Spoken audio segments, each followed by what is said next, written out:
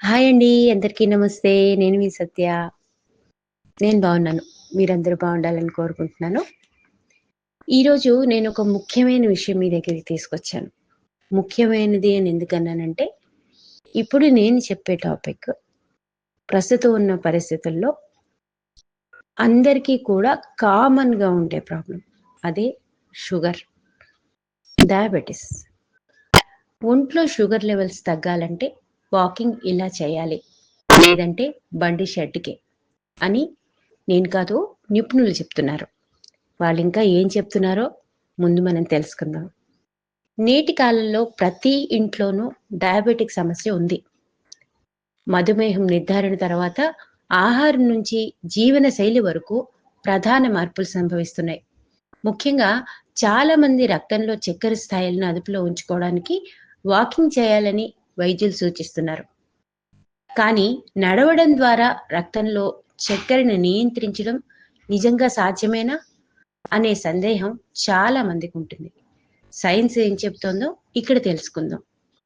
Diabetes ప్రమాదాన్ని తగ్గించడంలో నడవడం ద్వారా చాలా వరకు దాని ఉధృతాన్ని మనం తగ్గించుకోవచ్చు. నడవడం చాలా ముఖ్యమైన పాత్ర పోషిస్తుందని ఇటీవల ప్రచురించబడిన ఒక అధ్యయనం వెల్లడించింది.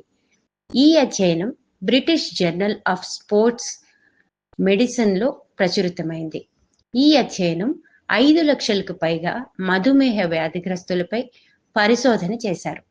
తద్వారా సేకరించిన డేటాను విశ్లేషించినప్పుడు టైప్ 2 డయాబెటిస్‌ని తగ్గించడానికి నడక ముఖ్యమైన పాత్ర పోషిస్తున్నట్టు గుర్తించారు. గంటకు 4 కిలోమీటర్లు లేదా అంతకంటే ఎక్కువ వేగంతో నడిచే వారికి డయాబెటిస్ వచ్చే ప్రమాదం తక్కువగా ఉందని అధ్యయనాలు చెబుతున్నాయి. గంటకు 5-6 కిలోమీటర్ల వేగంతో నడవటం వల్ల ప్రమాదాన్ని 24% వరకు తగ్గిస్తుంది. గంటకు 6 కిలోమీటర్ల కంటే ఎక్కువ వేగంతో నడవడం వల్ల ప్రమాదం దాదాపు 39% వరకు తగ్గిస్తుంది. నిపుణుల అభిప్రాయం ప్రకారం వేగంగా నడవడం వల్ల శరీరం ఇన్సులిన్ సెన్సిటివిటీ పెరుగుతుంది. కండరాల్లో గ్లూకోజ్ శోషణను పెంచుతుంది. ఒత్తిడిని, వాపుని తగ్గిస్తుంది. ఫలితంగా రక్తంలో చక్కెర స్థాయిలు నియంత్రించబడతాయి.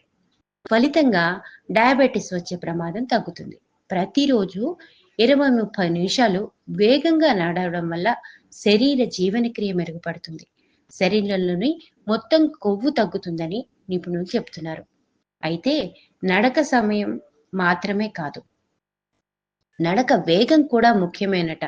నెమ్మదిగా నడవటం కంటే వేగంగా నడవటం చాలా రెట్లు ఎక్కువ ప్రయోజనకరం. నెమ్మదిగా నడవటం వల్ల పెద్దగా ప్రయోజనం ఉండదని వ్యాయామ నిపుణులు కూడా అంటున్నారు. క్రమంగా వేగాన్ని పెంచడం, వేగంగా నడిచే అలవాటును పెంపొందించుకోవడం ద్వారా మాత్రమే డయాబెటిస్‌ని ప్రమాదాన్ని తగ్గించవచ్చు. అంటే ఇప్పుడు మనం ఒకేసారి మొదలుపెట్టిన వెంటనే ఇప్పుడు మనం వాకింగ్ చేస్తే మంచిది అన్నారు కదా అని స్టార్టింగ్‌లోనే మనం గబగబా నడిచేయడం ఇలాంటివి చేయడం వల్ల హార్ట్ ప్రాబ్లమ్స్ వచ్చే ఛాన్సెస్ కూడా ఉన్నాయి. కాబట్టి మీరేంటంటే క్రమంగా పెంచుకుంటూ వెళ్ళాలి. ఆ స్పీడ్‌ని మనం నడిచే నడకలో ఉన్న వేగాన్ని క్రమంగా పెంచుకుంటూ డే బై డే దాన్ని పెంచుకుంటూ మనం అది అలవాటుగా మార్చుకోగలిగితే డయాబెటిస్‌ని చాలా వరకు మనం నియంత్రించవచ్చు. సో, ఇది డయాబెటిక్ రోగులందరికీ కూడా ఒక శుభవార్తనే చెప్పాలి.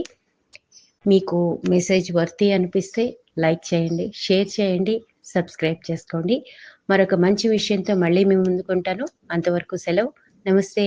మీ సత్య.